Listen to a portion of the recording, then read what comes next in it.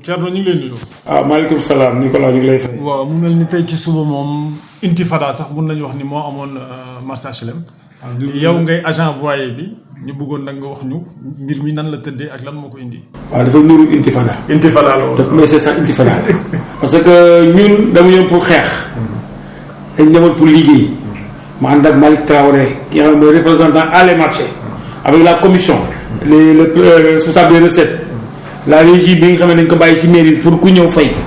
les agents de la mairie la sécurité ñoo xam ne ñoom la ñuy woowee agent de la sécurité accompagné ak d'autres agents yoo xam ne de recouvrement bi ñu demee sur le terrain avec le commandement avec sa troupe nga xamante ne il avait fait un renfort demandé un renfort au niveau du central ñu di ko renfort de 2 camionnettes yu ndaw bi ñu indee ñu teg ensemble on démarre les travaux bi démarrage ñu ngi commencé dégager les gens pour ñu jóg ci espace bi pour ñu mën a installer les places yi ñuy war a octroyer nit ñi foofu esplanade boobu c'est parce que c'est un parking de voiture maintenant ñun comme que loolu lañu am pour def événement yooyu dañuy def événement dañ koy tracer mesurer ko def ko ay par place de 5 mètres carrés bu ñu defee 5 mètres carrés ñu octroyer ko ku bëgg jël ñi nga xam ne ñoo nekkoon trottoir bi ku si bëgg ñu wax fi nga doon toog si trottoir bi noonu si kanam parking bi boo bëggee si kaw place bi nga wax ñu jox la numéro nga dem fay prix bi ñu la wax muy prix 250 000 bi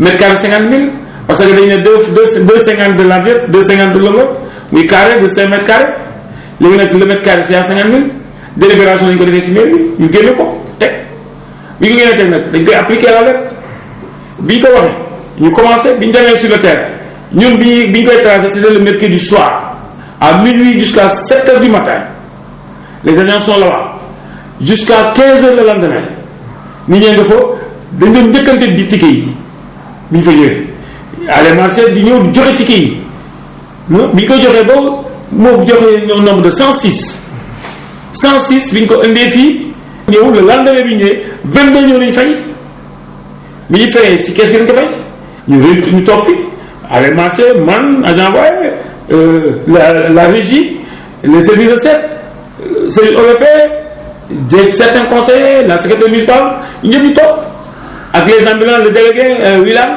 bi nga xamante ne moom mooy délégué des ambulants mais bi ñu ñëwee ànd ak certaines personnes bi ñu ñëwee ñu toog ñu réunir waxtaan ñu trouver une solution mooy bi ñu leen bi ñu waxee seen mbébét Wilane bi mu waxee mbébétam ñu xamante ne loolu ngay wax mënul ne parce que fii bi gars yi bi ñu daan joxe foire de 2016 jusqu'à 2019 boobu foire bi da daan ñëw di ko dagg coow musul am coow yi daan am yëpp c'est déjà avec les grands commerçants yi pourquoi ñu daan coow parce que axe yi voies yi voie de dégagement pour nit ñi dugg ci biir marché bi loolu rek daan am mais ñoom daanuñu coow yi bi ñu coowee ba ñoom la wax ne foire bi nekkul ci biir marché bi si mbedd mi la ne si la ñu arrêté ne maintenant voies yi bi ñu créé des voies si la ñu arrêté wax ji maintenant ñooñu bi promoteur ba doon def foire bi mu daan def foire daan nañu fay 600 000 daan nañu fay 500 000 daan nañu fay 1 million te yooyu yëpp ñoom mosuñu coow te ñooñu doon toog si le booru parking boobu à oto boobu mosuñu coow te ñoom seen bopp ñoo daan bokkante ak ay nit jënd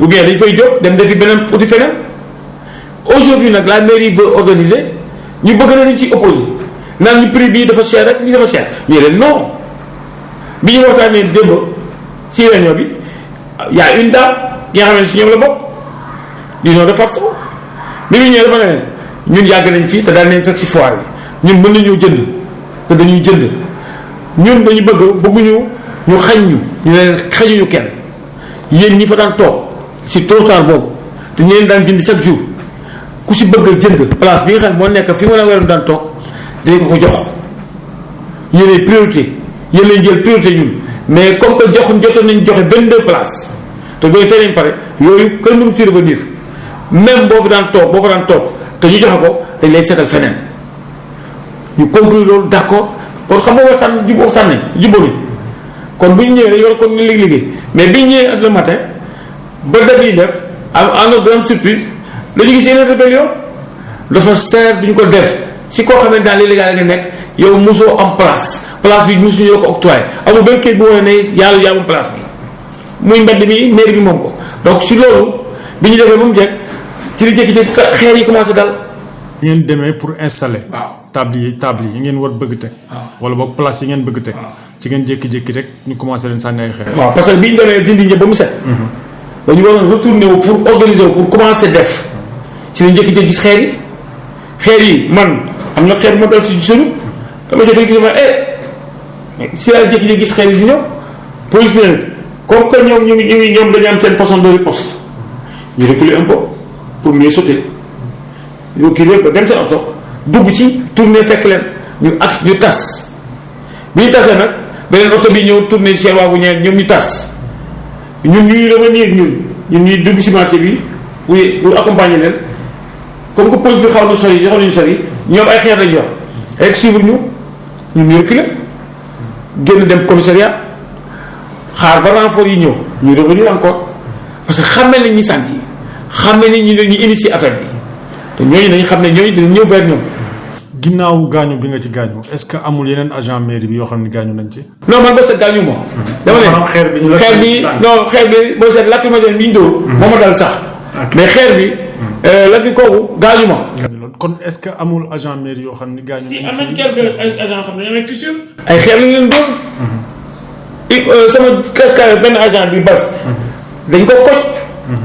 ba toj vitre benn kër jàmbur. ci bi mu ñibbi ñenn ñi bi ñuy daw am na koo xamante ne dégg naa am sata moo lañ ko doon si ndigg am na ñoo xam ne dañ leen doon xeer am na ñoo xam ne dañ leen doon visé parce que ñoom booy seet ténor lañ leen visé man si ñi ñu leen visé la bokk mais mënuñu ma atteindre nañ def yàlla nañ gëm yàlla. léegi foire bi ñoom nee nañu xaw ma place yi dafa seer xaw ma lan comme ni ñu ko waxee. mais foire bi ndax jàpp ngeen dina continuer am du continuer. c'est pas une foire encore c'est des installations. installation bi nag dañ koy continuer mais léegi ñun. Comme que c'est le week-end, le maire responsable, premier adjoint qui est responsable, qui est actuellement là, il dit on suspend jusqu'à lundi. On se revoit à lundi, on se parle pour voir une autre organisation. Donc à partir de lundi, on saura quoi faire sur cette esplanade. Ñu liggéey. jërëjëf Thierno. Merci beaucoup. ñuy fàttali ni yow yaay agent voyer bu mairie des HLM. waaw man Thierno Ndeye maay agent voyer mairie de la commune des HLM. Mais je suis accompagné de mon collègue Malick Traoré qui est le président de la commission art et marché de la commune des HLM.